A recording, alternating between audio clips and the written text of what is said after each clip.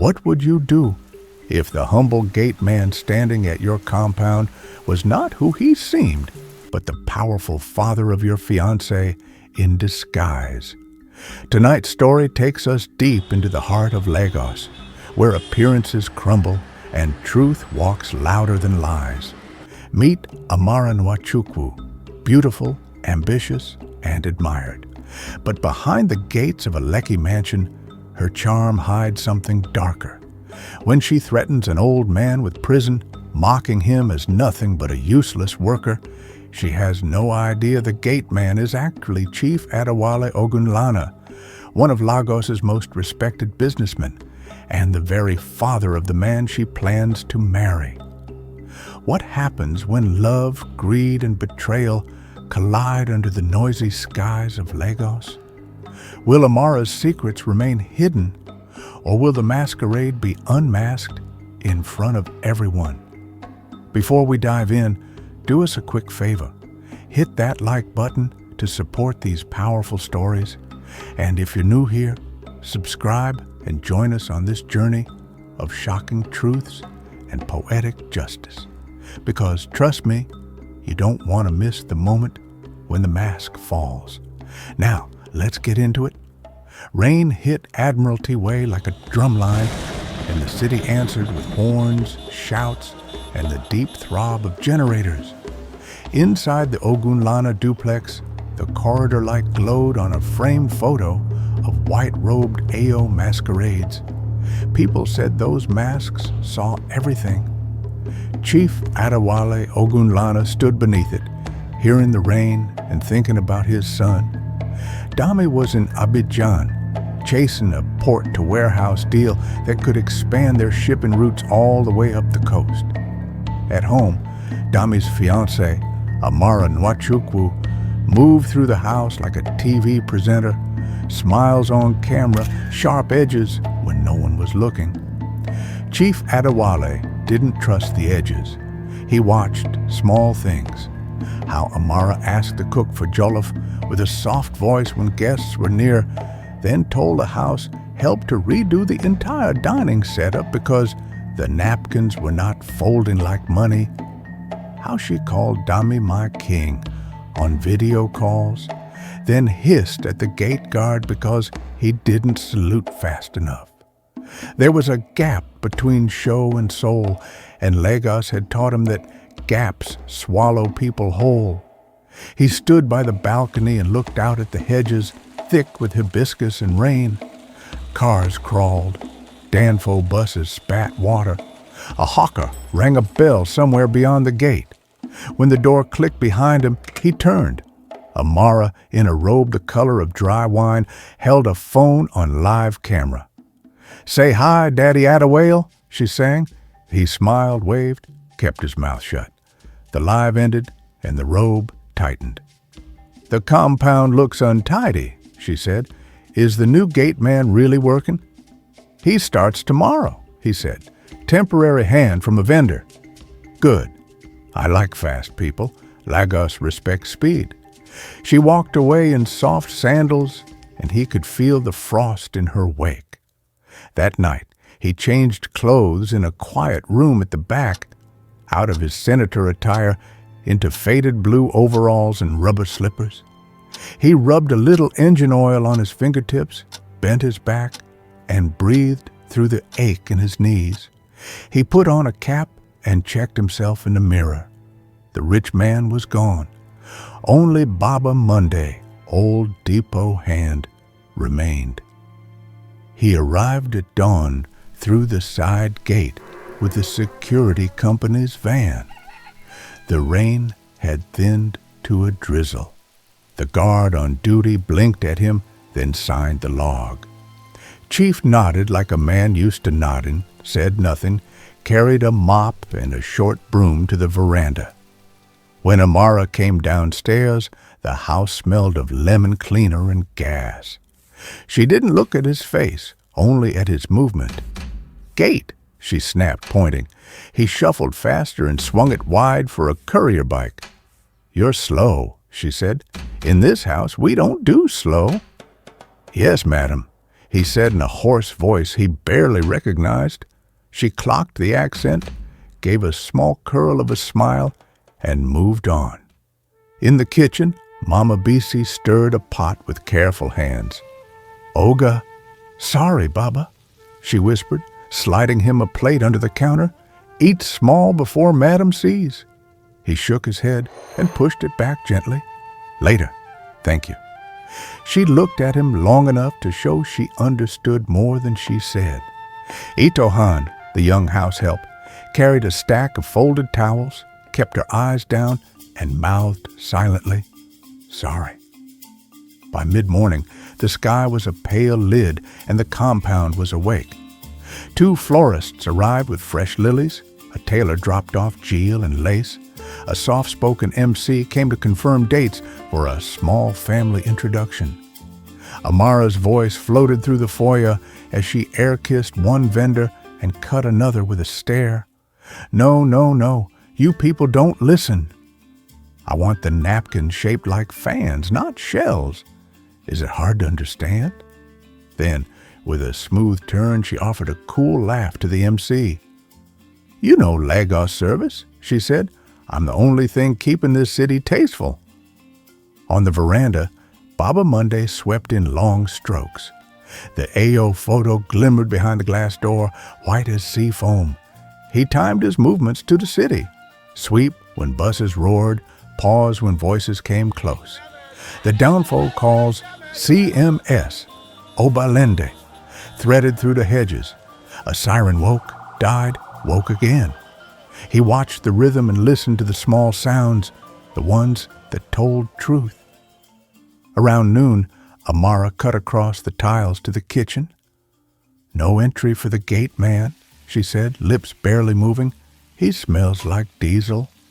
If he's hungry, he should manage water." Mama Bisi nodded with the empty face of a person who wants to live. Itohan slipped past with a tray and almost bumped into Baba Monday by the corridor. "Sorry, sir," she whispered. "Madam doesn't like footprints." "We go clean, Am," he said, and kept sweeping. Thunder rolled in the distance. The PHCN light dipped. Somewhere, the neighbor's generator coughed and caught. Amara's phone buzzed again. Laughter spilled out toward the hall, sweet and airless. She took a call, changed her voice to honey, and paced near the EO photo. "Baby, come back quick," she cooed. "This house is empty without you." When the call ended, her smile fell off like a mask. She snapped her fingers at Itohan. "Those towels look poor. Refold them. All of them." Itohan swallowed. "Yes, Ma." The day dragged in gray light. Couriers came and went. A shoe boutique sent over stilettos. An organizer measured the living room for a projector screen. "Only a small slideshow," Amara said. "Nothing dramatic." Her eye skimmed past Baba Monday, and her mouth twitched. The contempt of someone sure no one would ever challenge her. In the afternoon, a neighbor stood by the fence under an umbrella and shook his head at the clouds. "When Ayo walks, even kings shift," he joked, nodding at the photo in the corridor. "Lagos is not for pretenders." "True talk," Baba Monday said, testing the voice he'd chosen, letting it scrape like gravel. By evening, the rain had slowed to a fine mist that turned the compound lights into halos. The air smelled of wet hibiscus and warm petrol. Amara came out with a wineglass and watched the gate, the way a person watches a stage. "Old man," she said without warmth, "tomorrow you'll wash the gutters at the back. If you delay, don't eat. Lagos doesn't pay people who drag their feet." "Yes, madam," he said. She turned to go, then looked back. "And don't hover near my corridor at night." "I don't like shadows." He nodded, eyes calm. He had worn uniforms before, at the port, in the early days when the only way to protect a thing was to look ordinary beside it. Lagos respected power, but it respected proof even more. As the generator hummed steady, he took out a small notebook and penciled a line with his oil-stained hand. Day 1. No food allowed. Public insults. Staff fear. He looked up at the AO photo, its white stillness holding the corridor. People said those masks saw everything. He didn't need them to. He would see for himself. The next night, Lagos did what Lagos always did. Kept moving, even when the sky cracked open. Rain slicked down Admiralty Way. Headlights glared on wet tarmac. Danfo conductor shouted, "CMS! CMS straight!" and hawkers darted between bumpers.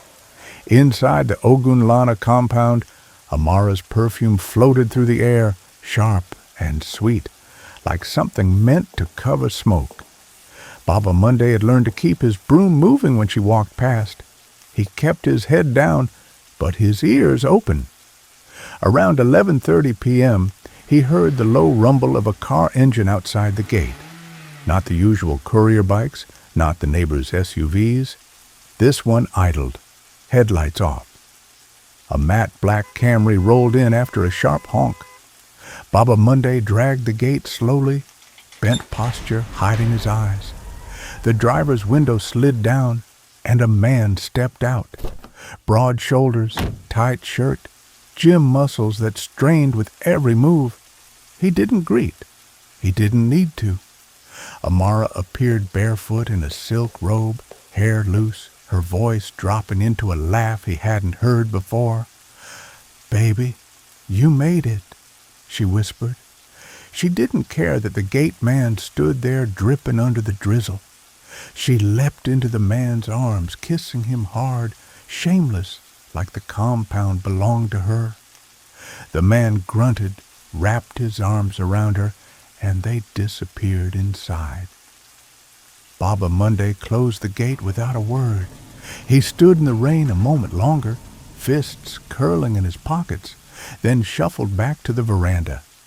He wrote a short line in his notebook, water smearing the ink. Day 2, midnight visitor, public affection. At dawn the following day, Amara walked into the kitchen with her glass of wine from the night before. She saw Baba Monday near the doorway and smirked.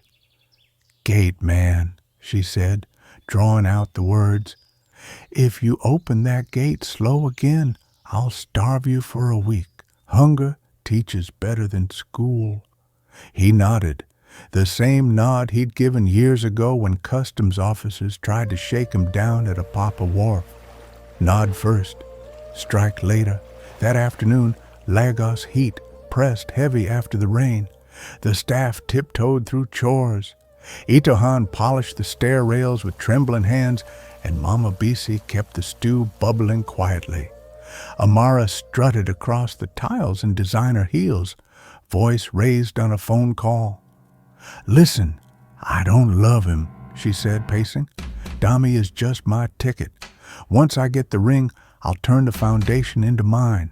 His family's contacts, his shares, I'll milk all of it. Do you understand?"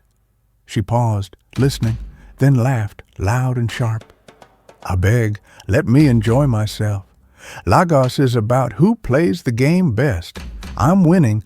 Baba Monday stood sweeping near the corridor, hearing every word. She turned suddenly and caught sight of him. Her smile dropped. "You," she said, stepping closer, heels clacking. "How long have you been there?" He bent slightly. "I heard nothing, madam." She narrowed her eyes, leaned in, her perfume cutting through the damp smell of the compound. "Old man, if I ever suspect you're listening, I'll scream you tried to touch me. I'll cry and cut myself if I must. You'll rot in Kirakiri while I shine in gold. Don't test me." She slapped his cap with the back of her hand and walked away, humming. He adjusted it slowly, breathing steady, then returned to sweeping. That evening, another visitor came. This time, a tall woman in flashy Ankara trousers, hair braided long. They entered laughing, carrying bottles of red wine. Hours later, muffled sounds drifted from the guest room. The staff kept to their quarters, eyes down. Baba Monday sat under the small shelter by the gate, scribbling in his book. Day 3. Second visitor. Threats of false accusation. Open bragging of deceit. Rain began again. Thin needles across the compound. The generator hummed to life when PHCN cut the power, throwing the house into its usual half-light. Amara passed by him around midnight, tipsy, glass in hand. "So, Mr. Gateman," she sneered, "how's the hunger strike? Maybe tomorrow you can lick the gutters clean. Lagos will thank me for keeping you busy." She poured a splash of wine near his shoes and laughed. He bowed his head, lips pressed tight. Inside, the compound lights glowed against wet hibiscus leaves. Outside, Admiralty Way roared with night traffic, horns and sirens blending into one restless song. In his chest, Chief Adewelo's heart hardened, but his face stayed soft, worn, invisible. He was learning. The mask had to stay on until the house unmasked itself. By the 4th day, Lagos heat returned with no mercy, steaming the compound walls until sweat clung like an extra layer of clothing. Baba Monday rose early, mopped the veranda tiles, and trimmed hibiscus stems while the rest of the city honked itself awake. He had not eaten in 2 days, and Amara's order still stood. No food for the gate man. But hunger was an old acquaintance. He swallowed it the way he swallowed insults, waiting for the right time. Inside the house, Amara's world kept spinning with performance. That morning, she set up a tripod in the living room and recorded herself packing boxes of rice, beans, and oil. "Charity work for my foundation," she told her phone audience, eyes wide with false sincerity. Baba Monday, from his position by the window, noticed the labels. The groceries had been ordered on Dami's account, not hers. After the recording, she snapped her fingers at Itohan. "Take all this back to the storeroom. We'll donate next week after my nails are done." Her smile dropped as the camera light clicked off. By afternoon, she was on another video call with Dami. "Baby, Lagos is so boring without you," she said, dabbing fake tears. "Every night I pray for your safety."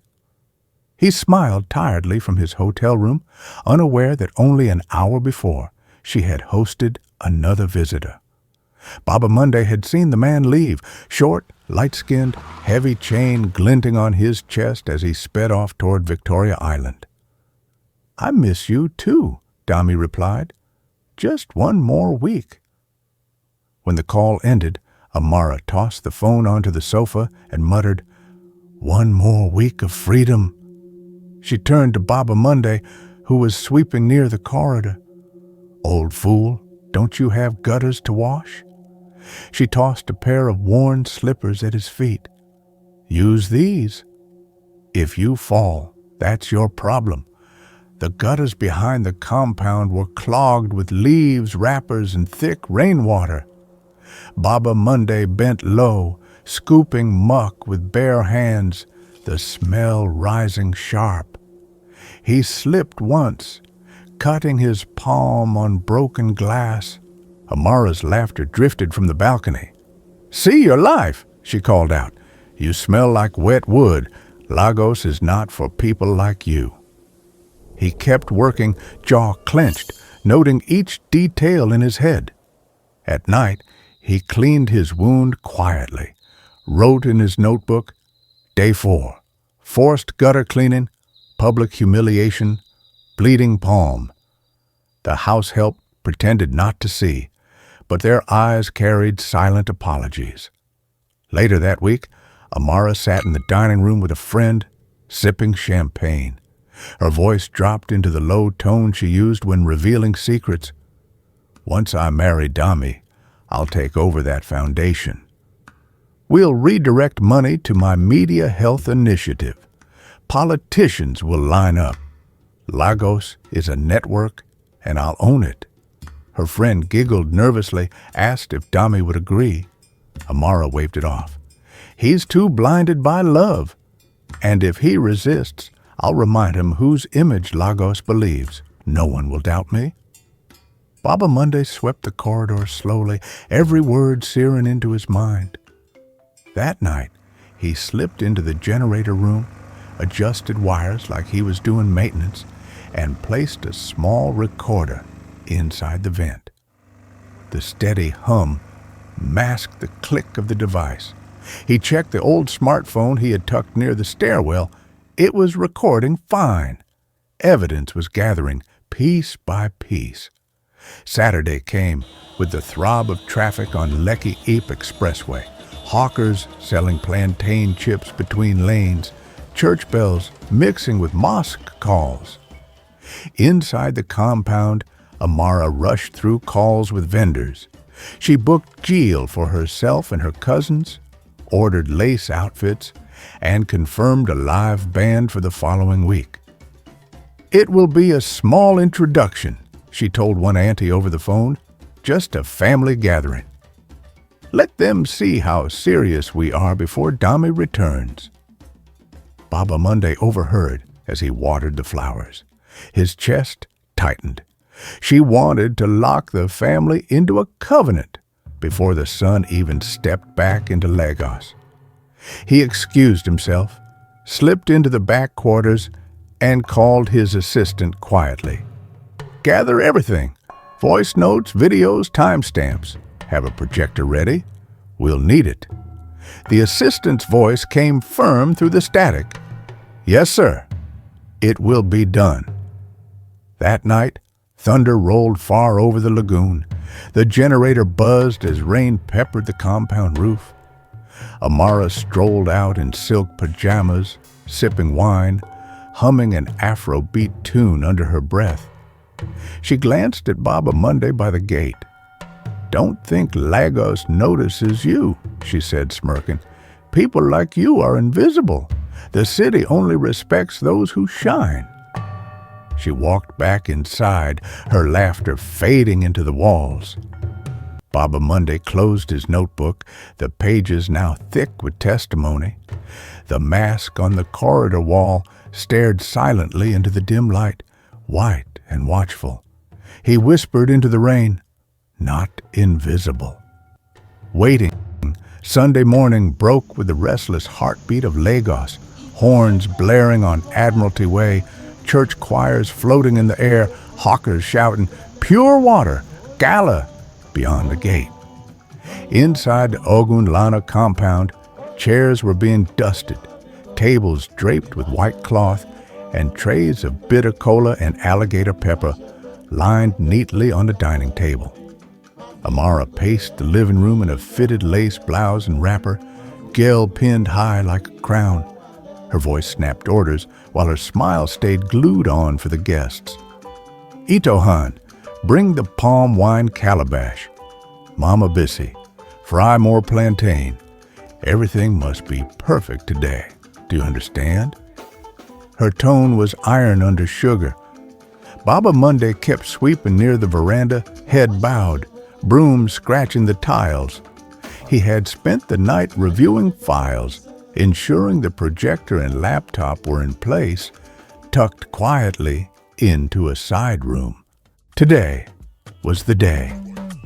Elders began arriving just past noon, stepping out of SUVs with walking sticks and heavy voices. The Alaga greeted each one with proverbs and smiles, guiding them to their seats. Pastor David from Surulere shook Amara's hand warmly, his eyes flicking briefly to Baba Monday before settling elsewhere. Amara's uncles came next, their akbadas rustling as they entered. Laughter filled the compound, masking the rot beneath. Amara floated like a hostess, laughing too loudly, bowing slightly, adjusting gale, pretending humility. She bent before one elder. "Baba, today is about respect." We are ready to honor the Ogunlana family." Baba Monday's broom slowed. He had heard enough lies over the past week to fill a ledger. Today, the ledger would speak. The calabash of palm wine was raised, prayers muttered, cola broken. Elders nodded as tradition unfolded.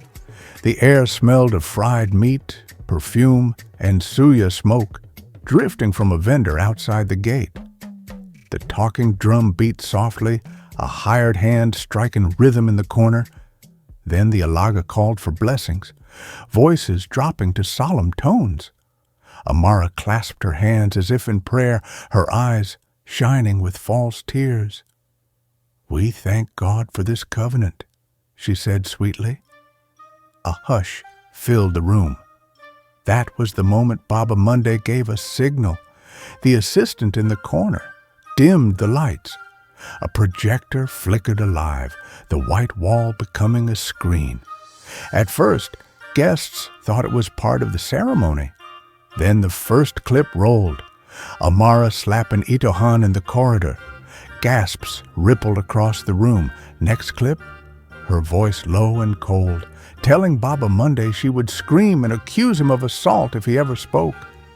A murmur rose among the elders. The third clip showed her kissing Chike by the stairwell, silk robe barely tied, whispering, "Dami is just my ticket." The hall froze. One uncle removed his fila, pressing it to his chest. Pastor David whispered, "This is not the covenant we came to bless." Amara's painted smile shattered. She sprang to her feet, hands trembling. "This is fake. Someone is framing me. These videos are lies." Her voice cracked, eyes darting around the room. Then Baba Monday straightened his back. He pulled off his cap, lifted his chin, and stood tall. The stoop vanished. His voice, clear and heavy, filled the hall. "There are no lies here, only truth. I am not your gate man. I am Chief Adewale Ogunlana." Silence crashed like thunder. All eyes swung toward him. Amara staggered back, hand flying to her chest. What are you saying?" she whispered. The elders stared. The staff froze. Itohan's eyes brimmed with tears she dared not let fall. Chief Adewale stepped forward, holding his notebook. "For 2 weeks, I have lived in this house as a shadow. I have seen cruelty, betrayal, and greed. You thought you were deceiving a poor worker, but you were performing before a king." Amara's knees buckled, and she fell to the floor. "Please, sir, Daddy Adewale, I didn't mean it. I was drunk. I was joking. I love Dami." Her voice turned into a whimper. Chief Adewale's face did not shift. "You love no one but yourself." She turned desperate, clinging to the last weapon she had. "That old man wanted me. He touched me. That's why I threatened him. He's twisting everything."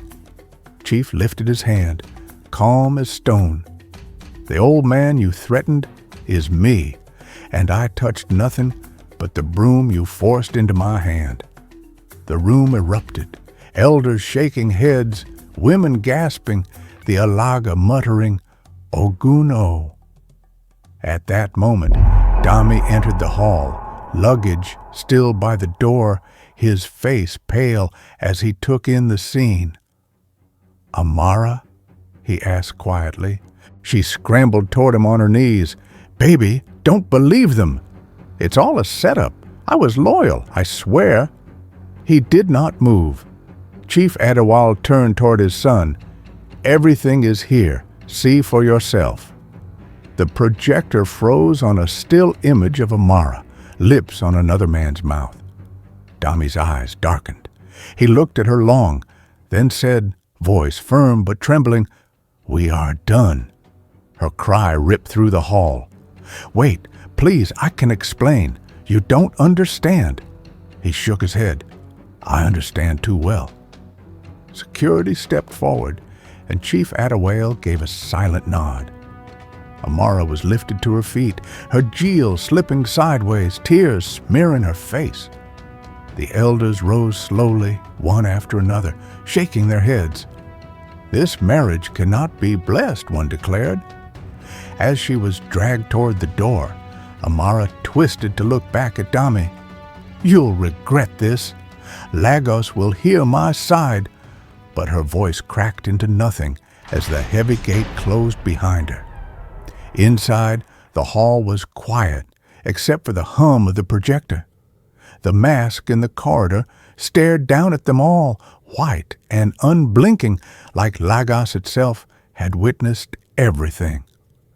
Outside the gate, Amara's cries dissolved into the drone of Lagos traffic. Horns blared on Admiralty Way, buses roared past, and hawkers carried on selling puff-puff as if nothing had happened. Inside the Ogunlana compound, silence settled like dust after a storm. The elders whispered among themselves, their verdict already given. Pastor David shook his head, muttering, "God exposes what man cannot."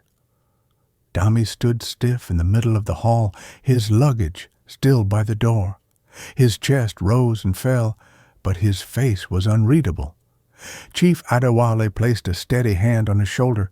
"My son," he said, voice calm, "sometimes love blinds, but truth will always find light." Dami swallowed hard, eyes locked on the frozen image of Amara on the projector screen. "She lied to me, Dad. Lied about everything." "Yes," Chief Adewale answered, "but better a broken heart now than a ruined life tomorrow." The elders filed out slowly, offering nods of respect. The Alaga tapped his talking drum once, as if to close the ceremony, and followed them into the Lagos night. The house staff emerged from the corners where they had hidden. Itohan's eyes glistened, and Mama Bisi let out a long sigh she had held for weeks. "Sir," Itohan whispered, "thank you. We thought nobody would ever save us." Dami looked at them with fresh eyes, realizing for the first time the fear they had carried. "You don't need to thank me," he said quietly. "From now on, nobody in this house will live in fear again." That evening, the compound was still. The generator hummed steady. Rainwater dripped from the hibiscus leaves, and the AO photo in the corridor seemed less like a warning and more like a witness, satisfied. Chief Adewale and his son sat together on the balcony, a bottle of palm wine between them. "Why didn't you just tell me?" Dami asked after a long silence. "Why disguise yourself? Go through all this." Chief Adewale leaned back, watching the wet glow of streetlights beyond the gate. "Because if I told you, love would have defended her. You needed to see it with your own eyes. Sometimes the only cure for blindness is betrayal." Dami nodded slowly, the words sinking deep. "I feel like a fool." His father's mouth curved into the faintest smile. "No, son. Fools remain blind, but wise men rise when the blindfold is removed." Days passed, and the story leaked into the city the way all Lagos secrets do, through gossip blogs, Instagram captions, and whispered conversations in salons and barbershops. Photos surfaced of Amara outside the gate, gail undone, tears on her cheeks. Some comments painted her as a victim. Others called her a snake. The Ogunlana family released only one line through their lawyer: "We honor truth and wish all parties peace." They said no more. The compound healed in quiet ways. Staff laughed freely again. Meals were served without fear, and Itohan no longer jumped when footsteps echoed in the corridor. One afternoon, Mama Bisi brought out a tray of steaming jollof rice and placed it in front of Chief Adewale and Dami at the big table. "This house has been heavy too long," she said softly. "Eat, make it light again." They smiled, and for the first time in weeks, the compound felt like home. On Friday, Dami visited a literacy program in Makoko that his foundation supported. Children recited alphabets in a hot wooden classroom, voices rising above the lagoon breeze. A logistics coordinator named Sade showed him the supply lists with steady hands and no airs. She spoke less with her mouth and more with her character. Dami left thoughtful, not enchanted, but grounded. He had learned to value steadiness over shine. That night, back on the balcony, the city lights of Lekki twinkled like restless stars. A hawker's bell rang faintly on the street, then faded under the hum of the generator. Chief Adewale poured the last of the palm wine into their cups. "Remember this, son," he said. "In Lagos, noise travels fast, but truth walks, and it never gets tired." Dami lifted his cup. "To truth," he said. They drank in silence, the air heavy with lessons, but lighter with peace. The mask in the corridor watched from the shadows, its white face calm, as if reminding them, a house only stands when its unseen hours are honest. I hope you enjoyed this story. Please share your thoughts and tell us what you learned in the comment box. We would truly love to read them. And guess what? Another powerful story is coming your way in just a few days. So don't forget to subscribe to this channel, turn on your notification bell, and hit the like button. Most importantly, share this story with your family and friends. Thank you so much for watching.